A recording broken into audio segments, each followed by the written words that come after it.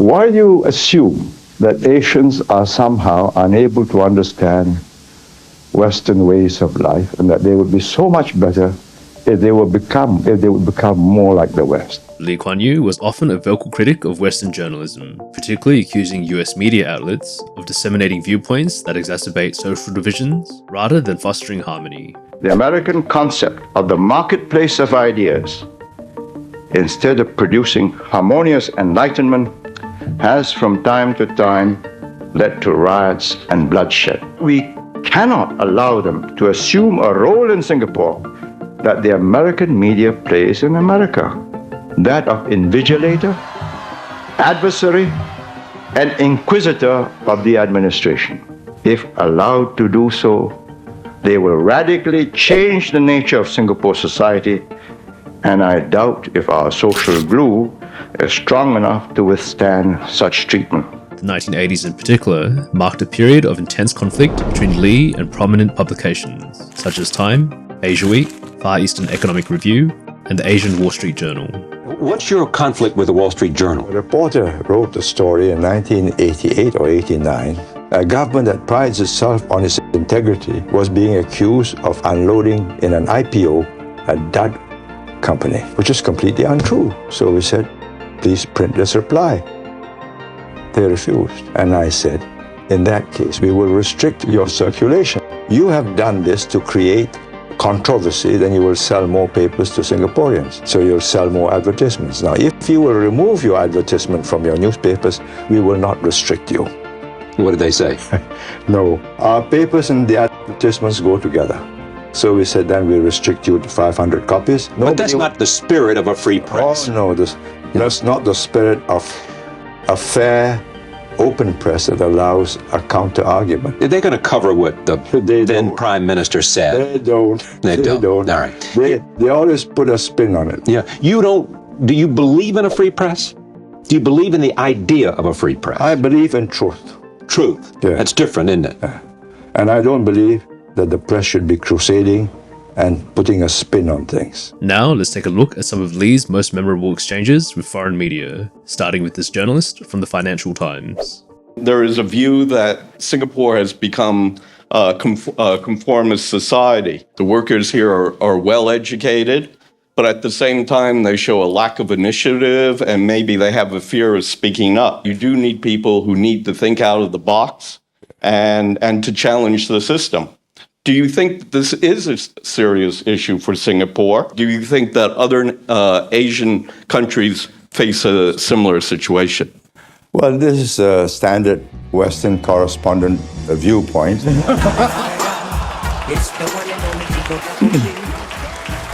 We cannot think out of the box. Do you think you would be here, sent by the Financial Times, to throw darts at us from time to time? There's an article in The Economist which rates education throughout the world. Why some countries succeed, why some countries don't. And we are amongst the top 5 in the world that succeed. I think a country that can do that must know what it's doing. I suggest it's not unequal to the intellectual capabilities of the Financial Times.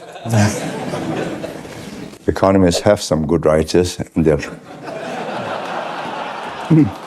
NTU, Nanyang Technological University, today is rated amongst the top 50 universities in the world. Something must be doing right. Or maybe you don't believe in these ratings, but I do not believe you can stereotype us that way. If we are stupid, we wouldn't be here. Next, let's take a look at this heated exchange with a BBC journalist. And that people can handle the freedom of democracy. When did I say that? Some years ago. No. Be very careful when you quote me, because I'm very careful how I phrase myself, because it's part of my legal training. But so you don't agree with that? No, just a moment. You give me my quote and the context in which it was placed. Don't just pluck out a few words and toss it at me unexpectedly in an interview and expect me to crumble. All the criticism that Singapore has had. What effect does that have on you? It's part of life. I read it. Sometimes I take note of it. I improve. Look at Singapore. Would anybody be interested in Singapore if it were a failure? Despite all that the West have said, nobody has said that we've been stuffing the ballot papers in. Not even our meanest enemies. They have criticized the human rights record, the number of executions, for instance. They may believe that if you're kind to drug traffickers, you get a better society. In America, they're changing their minds and they're sending people back to death row. But the per capita rate of executions in Singapore is much higher than in the United States, Have you worked it out? according to Amnesty International. Have they worked it out accurately? Per capita of what? Per capita of drug traffickers or per capita of population of Singapore? I am executing foreign drug traffickers. What's Amnesty talking about? Do they know what's happening? Do they ask themselves, what would happen if we send them all to prison for 5, 10 years, and we'll have to make more prisons because there'll be such an endless stream of them. And this is despite the death penalty. The rewards are so enormous that people are willing to risk it. Would you say that over the 31 years as you were Prime Minister that you were a ruthless man? Do I look to you a ruthless man? Here I am being pilloried, excoriated, By who? abused by you. Merely asked questions, I thought. So, but every one of them is barbed and loaded, darts with a bit of arsenic in it. Why do you start with the assumption that your interviewee is always dumb and that you are smarter than him? Why do you assume that Asians are somehow unable to understand Western ways of life and that they would be so much better if they would become more like the West? Do you think that's the attitude of people, Westerners, that you talk to? Western interviewers, yes, but not all Westerners, because I've got many Western friends who know me very well, and we cease to look at each other as Easterners or Westerners. But when I meet an interviewer in a formal setting such as this, that's the assumption. Lee Kuan Yew, what does the future hold for you? What ambitions do you have?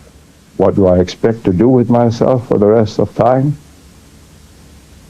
Have pleasant conversations with people like you. Next, we have Lee's response to being called a dictator by the Honolulu Advertiser. The central fact is that you exercise censorship with an iron hand. Seems to me that that smacks of the very communist powers that you abhor. Putting it very bluntly, why do you have so little trust in anything but what comes across as dictatorship? I am breathless at the confidence with which the assertions have been made without any facts whatsoever. We have never tried the free marketplace of ideas, even when the British were in charge, and they didn't have one man, one vote. And I'm not going to run this gauntlet of riots and mayhem. I have been in office for now 29 years. I have won 7 general elections since my first in 1959. I think that qualifies me at least to be able to say that I do know Singapore better than the questioner. Next, we have Lee's rebuttals on CNN. But lots of people feel that you have been, you have exercised too tight a control, that you should have opened things up more, that it has been too domineering and coercive a state. What do you say to that? I say, ask my people, they are given the vote, it's secret. Nobody has ever alleged any chicanery, no bribery, no coercion, no nothing. We have never won less than 62/3 of the vote. But it's difficult for opposition parties to form. It is not the business of the government to enable the opposition party to overturn us, right? You expect the Republicans to help the Democrats to overturn them? Must I follow your prescription to succeed? Do I want to be like America? Yes, in its inventiveness, in its creativeness. But do I want to be with America, like America, with its inability to control the drug problem? No. Or the gun problem? No. One thing you've been critical of the United States of in the past has been its efforts to spread democracy around the world. What do you object to in that push? No, I don't think it's doable. Where have you succeeded? Next, let's take a look at this response to another BBC journalist. It's often been said in the West that a good democracy, a good democratic society is one in which you not only have a good government, but you have a good opposition to match that government. Do you not ever feel the lack of that? I often wonder whether the foreign journalist or the casual visitor like you has fathomed or can fathom the mind of an Oriental. What's inside is completely different.